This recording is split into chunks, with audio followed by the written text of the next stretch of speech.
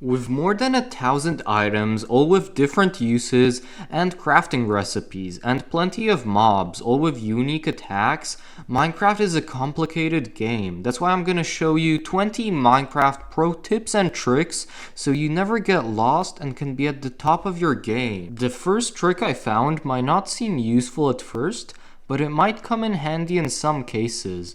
The trick I'm talking about is being able to teleport through glass. If you position yourself close to the block and aim at the edge of it, you can either teleport to the other side or even inside of it. This might be useful whenever you're running away from something or as a secret passage. Sadly, this doesn't work on normal blocks. Whenever you throw a splash potion at yourself, never throw it downwards. Always throw it in the air. Why, you might ask? Well, if you throw a splash potion at the ground, you get 1 minute less of the wanted effect. But when you throw it upwards, this doesn't happen and you get the full time of the potion. This might be a simple but still very important trick. You should always have a water bucket on you. For example, whenever you want to climb a high structure like a mountain, you could use the water bucket to infinitely climb by replacing the same water just a bit higher. Or if you want to quickly get down from somewhere, you could just jump off and place the same water bucket to land safely. But if you're in the nether, then water bucket MLGs won't work. That's why you can use powdered snow or slime blocks to jump off and entirely not take full damage. Or you can even place a boat and glide off the edge downwards. As I mentioned before, powdered snow is very useful, but doing MLGs isn't its only use. You can also use it to tower up infinitely with just 2 powder snow buckets and a pair of leather boots by placing one on top of the other and repeating the process. Whenever you're low on blocks, for example, after a long session of mining and your pickaxe breaks, so you can't just dig straight up, but you can tower up with blocks, then craft your full blocks into slabs to duplicate your building materials so you can place your slabs in some kind of stair formation to climb up. If you used all your dry sponges for draining out a body of water, then instead of wasting materials on drying sponges in a furnace, go to the nether and just place them down and they will automatically dry themselves. You might think that mining by making a 2x1 tunnel is the most efficient way, but it actually isn't.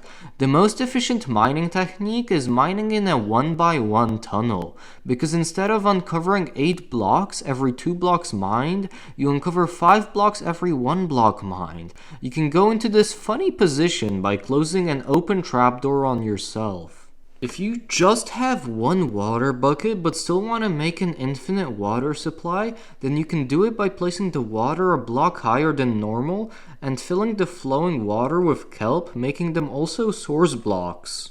You can use the same trick with water elevators by placing water at the top of the elevator and then towering up the kelp from the bottom to the top, making your water elevators be 100% usable. Whenever you're gathering mobs to make some kind of farm, it can be quite annoying if they escape your enclosure. That's why you can make it out of trapdoors. This makes it that mobs will be able to enter the cage, but won't be able to get out of it.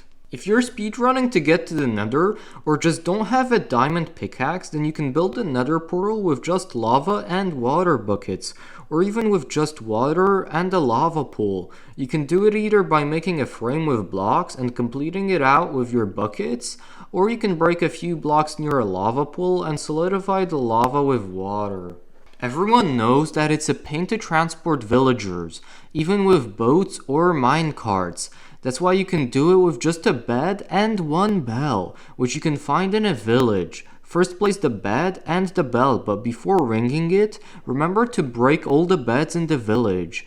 Now when you ring it, all the villagers will go to it if they see it, making transporting them much easier. After killing the Ender Dragon, you can easily defeat the Wither by summoning it under the bedrock pillar in the end, making it unable to escape and deal damage to you. But if the end is not available to you for some reason, you can dig a long tunnel underground and summon the Wither at the end of it. But you have to remember to shoot it straight away as it explodes so it aggroes to you. After that, you can easily kill it without taking damage. Whenever you give a villager a workstation, it will generate a set of random trades. Sometimes these trades might not be satisfactory to your needs. That's why the easiest way to get new ones is to destroy the workstation and replace it, which will give you totally new trades.